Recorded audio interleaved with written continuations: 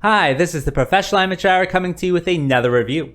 This week, Leo got me to watch SHARKULA, and this 2022 film was directed by Mark Polonia and stars Jeff Kirkendall, James Kelly, and Tim Hatch, among others, of course.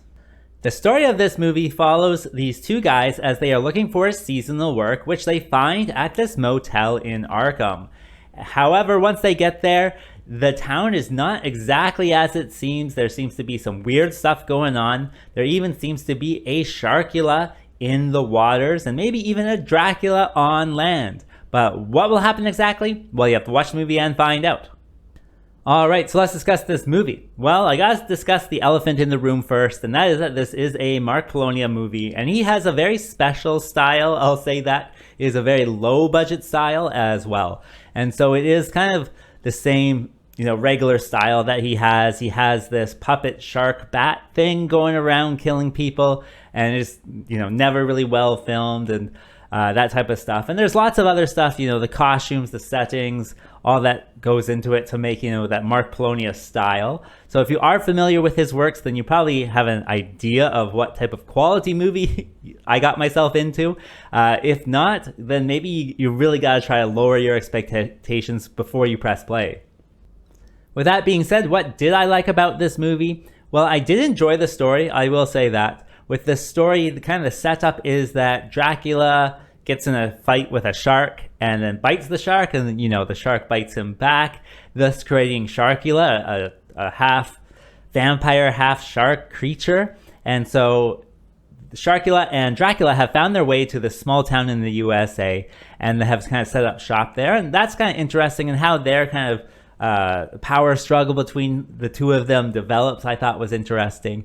It also has this very kind of Lovecraftian feel to it, actually, surprisingly. Not with the vampires. I know, Lovecraft doesn't do vampires or whatnot, but if you just think of them as kind of like monsters or eldritch monsters or eldritch gods or whatever they're called, then it definitely has this feel. And with the town, it's called Arkham, which is a town right out of the Lovecraft universe, which is, of course, fiction, but right out of the Lovecraft universe. And the townspeople, they're very kind of like cultish and can't talk about it, just like any of the stories that you read from Lovecraft. So definitely has this Lovecraft feel that made me go along with it.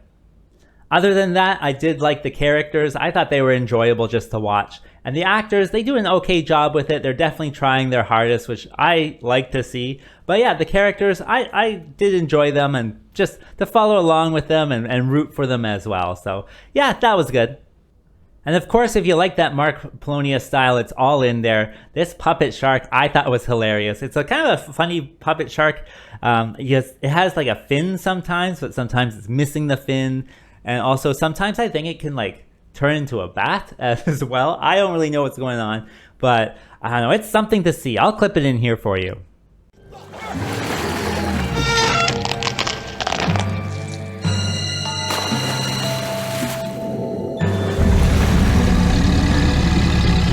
So that is Mark Polonia's signature style, so it's all in there for you to enjoy. And lastly, the theme song for this movie is very catchy. I definitely had it stuck in my brain for the rest of the afternoon. And so it goes something like, Sharkula, Sharkula.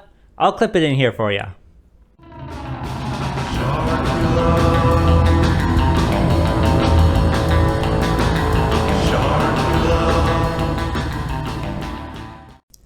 And that brings me to what doesn't work with this film. Well, I gotta say, there is something wrong with the frame rate, and I don't think it's the version that I saw or my internet connection or anything, because I did check out the trailer as well, and it seems to be in the trailer as well. And that is that, the frame rate is all kind of messed up. It looks very choppy from the main camera, and it looks like it's only one camera too. I don't know if they flipped a button to compress it differently or whatever, or compile it differently when they're filming, but it's definitely just this one camera that doesn't film very well, especially since there's post-production stuff with the monster and some stock footage and stuff, and all of that runs perfectly fine, nothing wrong with it. It's just this one main camera that, I don't know, the frame rate just hurts your eyes on it, and it's kind of a big problem. I think it's going to be the hardest thing to overcome when you watch the movie. And it's, again, very strange that it is like that, because I've seen other Mark Polonia movies and it's not like that. It's just, normal filming.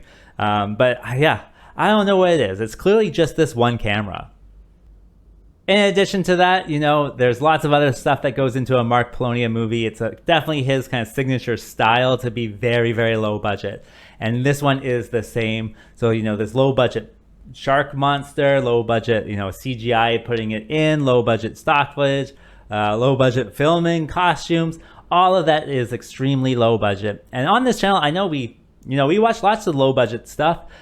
Is not usually this quality. Usually they have a different quality, but again, this guy puts out 20 of these movies every year, so it is understandable that you don't have much time and you just kind of slap it together and send it out. But it is something to overcome. I would say it's not going to be for everyone. I wouldn't even say it's for most people. It's going to be for a very small number of people who know who Mark Polonia is and like that style. Of course, I'm looking forward to other ones. I'm looking forward to, what's it called? Amityville in Space. I want that one to come out. So, yeah, hopefully I'll get to see that one. But it is just that, style of his that is for a select few. I'll say that. But, I don't think I can rip on him too much. That's definitely his signature style, to have that very low budget kind of quality to it that is endearing at times. So who do I recommend this movie for? Well, unless you're a low-budget lover, I would say stay away from this movie. If you are a low-budget lover and you know who Mark Polonia is and you kind of like that style, then yeah, you can definitely check it out. I don't think it's necessarily his best with the camera issues, but the story, I've definitely liked it better than some of his other stories. So yeah, it's kind of a mixed bag that way. But yeah, check it out if you want to. As for rating, I gotta give it the score of 3. And with that being said, I think that's all I wanted to say. So like and subscribe, and I'll see you next time.